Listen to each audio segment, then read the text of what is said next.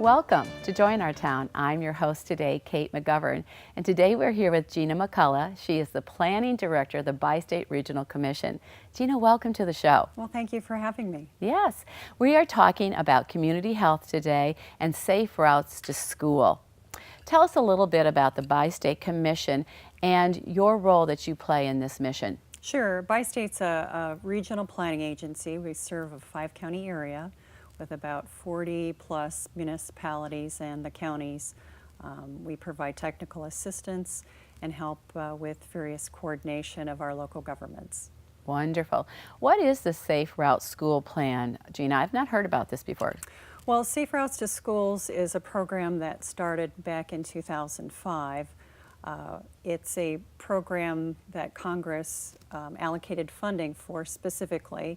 And with our recent Transportation Act, funds are eligible but not directed specifically to Safe Routes to Schools.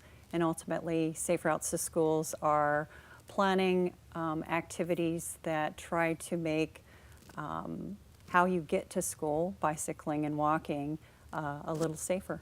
Wonderful. Tell me, how does the Safe Route to School program actually work? Well, there's some different components. What we do when we start a Safe Routes to Schools plan is identify a school that's willing to work with us. We work with a principal who might be the champion or a parent group. And then we look at different aspects of the school. How many children actually walk to school? How many children live within a comfortable 1.5-mile distance from the school? And are there barriers to and from school that would prevent kids from walking and bicycling? Gina, what are the statistics? How many children actually do you think walk to school? Well, in 1969, about 50% of the children actually walked to school. Today it's down to 15%, and that's the reason why we're working to develop these plans. Does the Safe Routes program actually work? Are you seeing results with this? I think over the national level they are seeing improvements. More children are walking, more people are thinking about how can we make it safer for children to walk to school, to increase their physical activity, to reduce air pollution by not using a car to get their kids there. So slowly but surely we're making progress. Well, I'm really interested about the next question I want to ask you. What is a walking bus? A walking school bus is a group of parents and children who meet at a designated location and walk together to school. And so as they go along a particular route, they may add another child basically on board, and they walk as a group to school to help with the safety and getting the kids there. Is it encouraged for the children to walk together? For safety perspective, yes. Having at least 1 or 2 children walking, older children could walk by themselves, but it's always good to have a buddy system. Yeah. When walking to school, are the children told to actually walk with the traffic or against the traffic? The common walking protocol, I guess it would be called, would be to walk against the traffic so that you see the traffic coming at you. If you're on sidewalks on both sides of the street and the school's on the side of the street that you're walking to, then it makes more sense to be on that side of the street. Gina, share with us what would be some of the safety tips for children walking or biking to school that could be taught. Sure. I think one of the biggest things kids need to know is how to properly cross the street, to cross at an intersection and not to cross mid-block, to make sure that when they're walking they're paying attention to where they're going so that they don't trip or fall. Also to look and just see what's going on around them as well. Yeah. How can we make these crossing areas safer for our children and make them more aware? Well, some of the things that we do is look at what the signage is. Is it a area that's signed for a school zone? There's enforcement also. So are the drivers in that area aware that they need to reduce their speed? At intersections, having well-marked crosswalks for the kids, and sometimes we'll put in school beacons where it's got the flashing light that alerts drivers that children are in the vicinity. Is the appropriate age for a child to walk to school? I know this could be a big question. Sure. Generally, the National Safe Routes to Schools program has indicated that the age of 10 is a good age for children to walk to school. Really what we need to know about our own child is whether they can safely cross the street independently by themselves. And so if they have that skill and that maturity, about 10 would be the age that would be appropriate. Okay, so we're looking at age 10 then to walk to school by themselves. How can we have safer routes for our children to school? How can we make that a healthier community for our children? Sure. Making sure that we have proper sidewalks. So in some places there's gaps between sidewalks, and we're working to get those filled. Also, if there's no sidewalks, having sidewalks in place. For those children that like to bicycle to school, having designated bike paths and or bike lanes help the motorists know that that's an area where they might see children and bicyclists.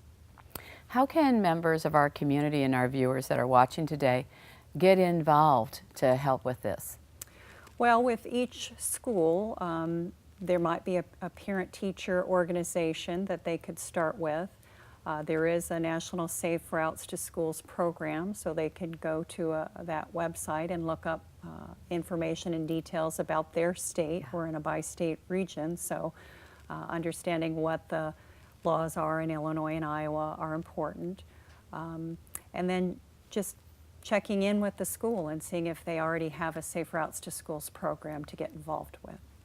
And where can parents go to get more information, or even grandparents for that matter?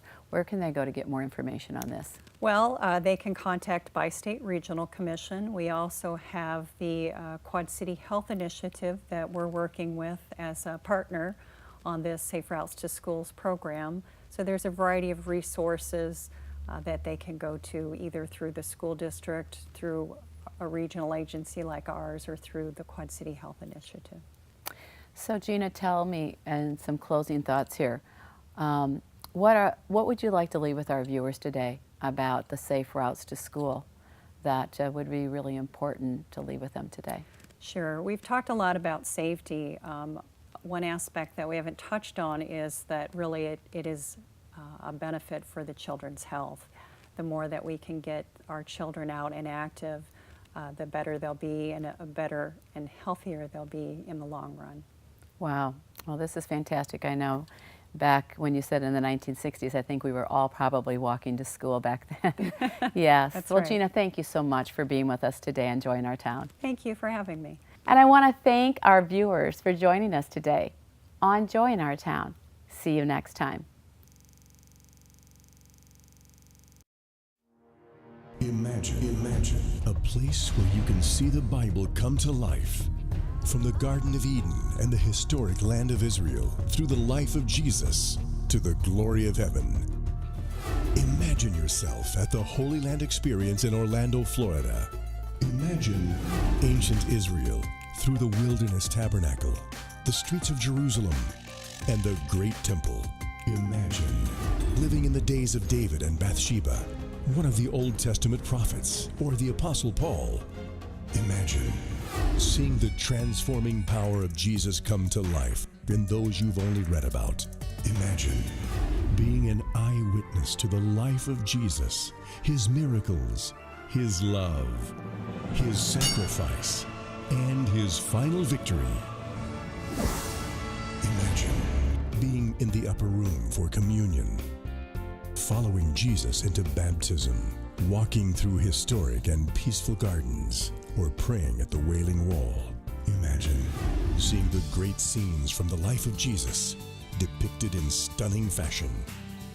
Imagine the journey of God's Word through the ages, from tablets to scrolls to the printing press.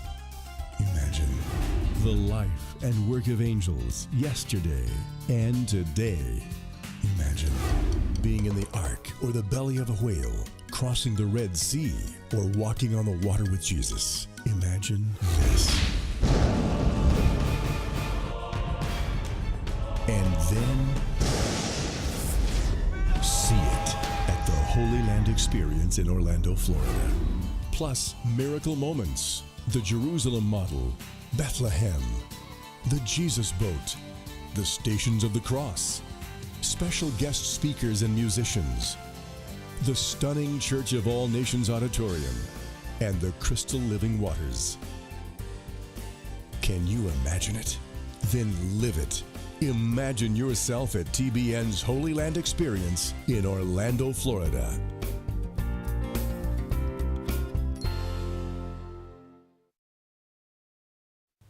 Welcome to Join Our Town. I'm your host, Kate McGovern, and today we are here with Clayton Naylor, the School Wellness Coordinator of the Rock Isle Regional Office of Education. Clayton, welcome to the show. Thanks, Kate.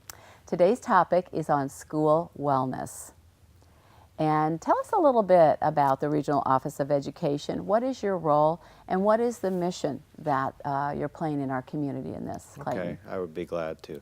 The Rock Island Regional Office of Education is an intermediate education agency for the state of Illinois, and we serve 11 school districts in Rock Island County. And we serve them in a variety of capacities, but mainly we're trying to help our schools move forward with their policies, procedures, compliance issues, etc., and make sure that they're following the laws of what they're supposed to be doing, and helping them also with curriculum issues with their kids. And it seemed like a logical fit for us to accept this partner role that we have in the pitch grant to provide services for our school districts in helping move forward their school wellness policies and procedures within their schools. As we're moving forward here, what is the root cause of the health issues in our society? Well, one of the things that we keep coming back to, and it's not the cause of everything, Okay. but one of the things that we keep coming back to, and our hospitals are finding that as they trace diabetes and hypertension and other heart types of issues and so on, they seem to be rooted in obesity and overweight issues that we have within not only our area but the whole country as a whole. Is it true, Clayton, that we're actually taking in 500 calories more today than we have been before? Yeah, isn't that something? Wow. It's the average daily intake for people in the United States several years ago, it was 40 years ago, was 2,100 calories. And keep in mind, people's lives were more active at the same time. And now we're taking in 500 more calories on average. That's 2,600. And so when you add that up over a week and then over a year, you can see that we're putting on the pounds.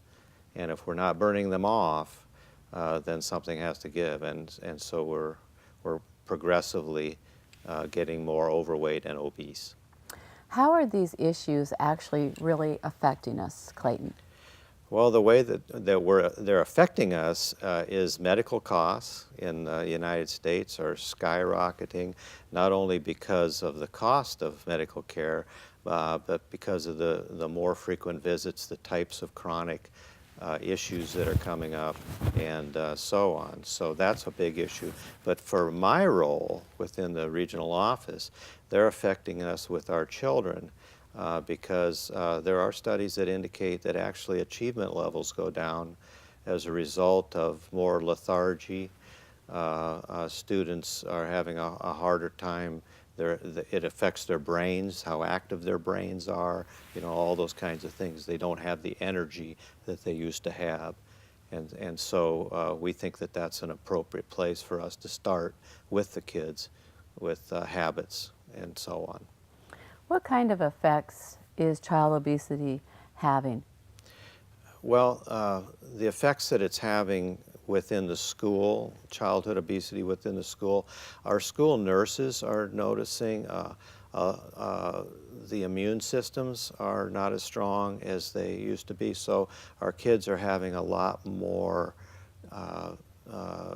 they're a lot more prone to diseases and viruses and other kinds of things that the nurses are seeing as well. And they're also, an interesting sidelight is the numbers of students that have diabetes. Childhood diabetes has increased to the point to where they've had to pass procedures and policies. We even have trainings now for our school personnel on how to properly administer insulin to our students, where when I started as an administrator 30-some years ago, I didn't have any students.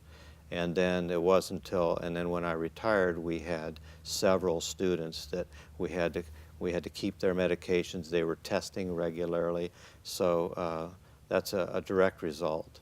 So we're seeing that. Wow. Is it true that childhood obesity in children and in adolescents has doubled in the last 30 years? Well, that's what the figures are indicating, that it's doubled. So if you look at it from a standpoint of looking at a chart, you'll see a fairly level chart, and then all of a sudden, boom, in the last 30 years, this is what's happened. And you can almost correlate it to really several things when you look at it.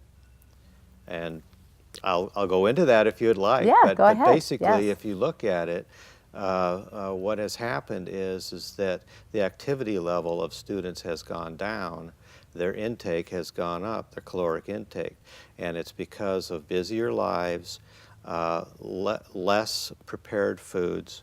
You've heard talk about we don't have supper at the table anymore, we're going 100 directions, so you're going to grab food, and when you grab food, it's going to be something convenient, and the convenient food that's out there, and it's a very competitive market, the convenient food that's out there not only tastes good to us, but it's high in calories.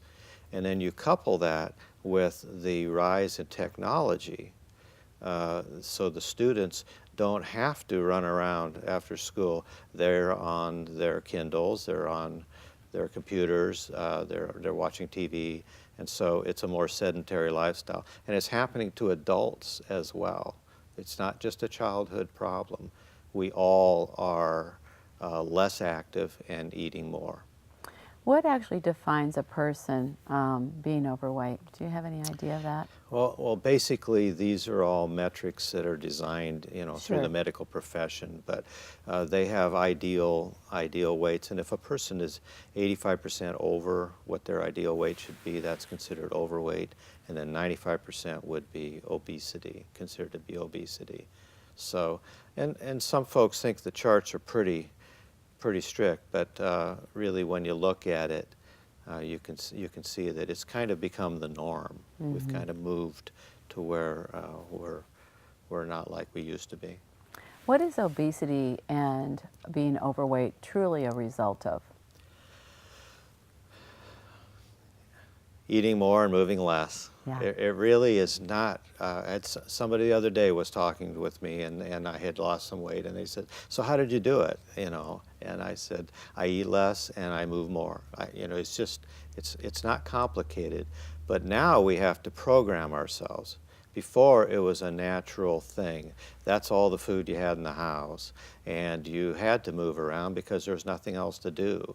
And if you wanted to do something for fun, it generally involves some type of activity. But now we have to program ourselves to do it. We have to go for walks, and we have to, monitor our foods and use apps and things to try to control it. So it's not just handed to us. Yeah, such great points, Clayton. What is some of the risks that an obese child really faces? Well, the biggest risk that they face is that they've developed some patterns of eating and sedentary lifestyle that they're probably going to carry with them into adolescence and adulthood. And the correlation between childhood obesity and later adult obesity is very, very high.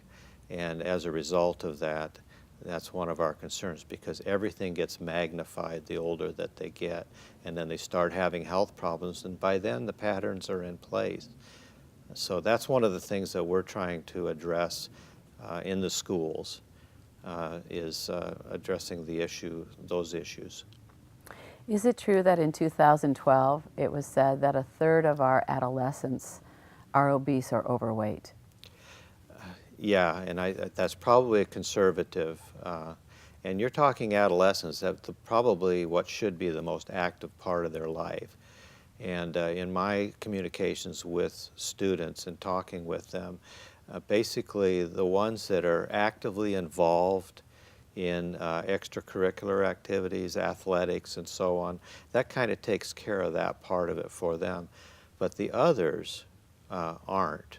And so unless it comes from the school, and the school initiates comprehensive programs to get the kids to be more active and try to build in some life skills, encouraging activities, then it's not going to happen. And quite frankly, the percentage of students that are part of the athletic program is pretty small. We need to get to the rest of the kids to help them so that as they grow up and become citizens, they're actively participating in physical activity. Yeah, for sure. Is it true that children and adolescents that are obese or overweight at that age will actually become that as adults?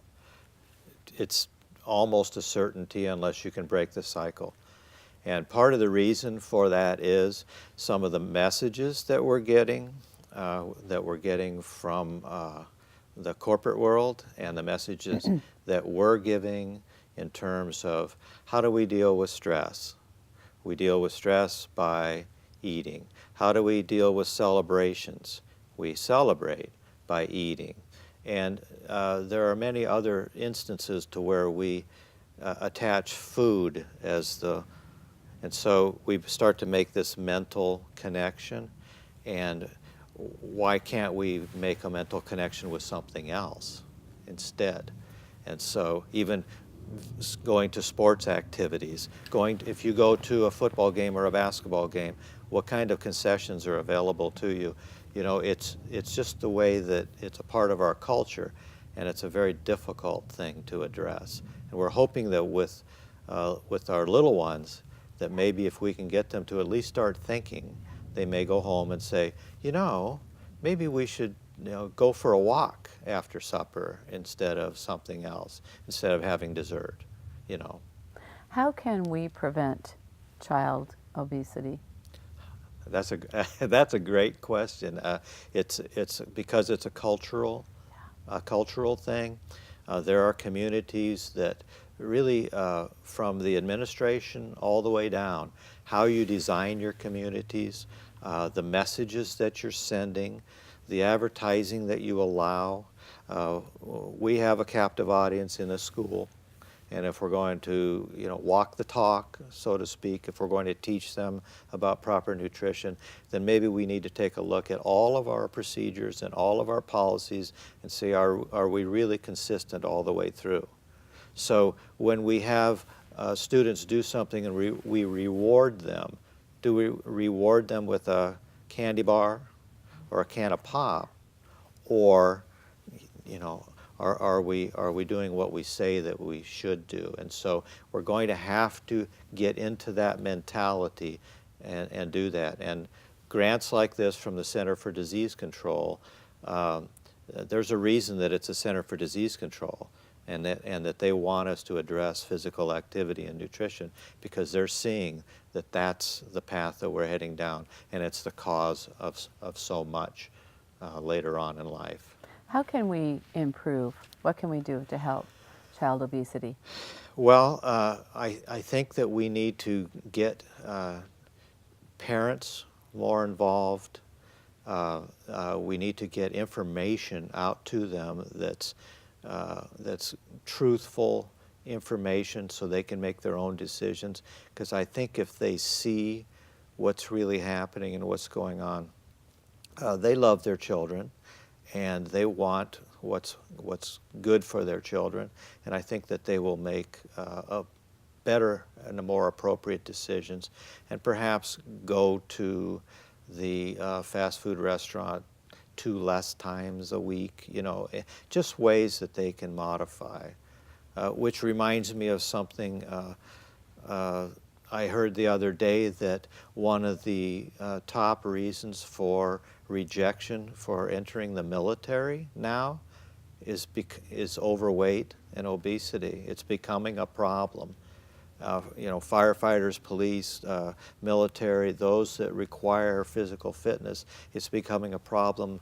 And so I think that has a real tangible effect on, if you're a parent and you're trying to help your child be the best that they can be, then you really owe it to them to teach them, how to take care of their body in terms of what goes in and in terms of physical activity.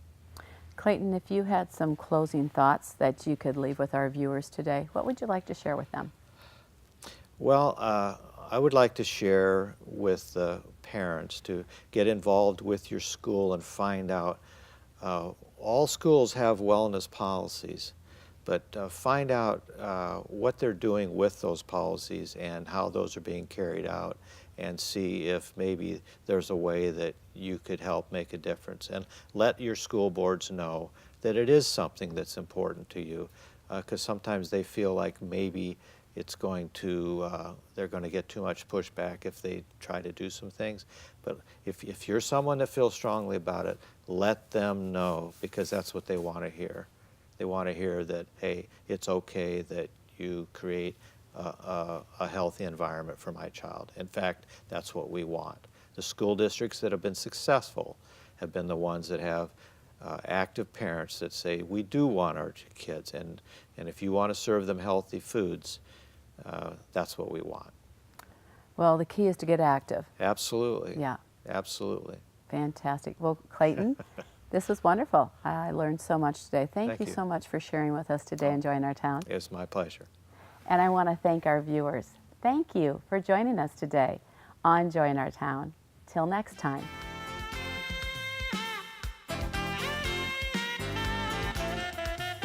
This program has been sponsored by the Trinity Broadcasting Network and made possible by your telethon dollars. Your continual support can keep Join Our Town brought to your home every day. So write Join Our Town, P.O. Box A, Santa Ana, California, 92711.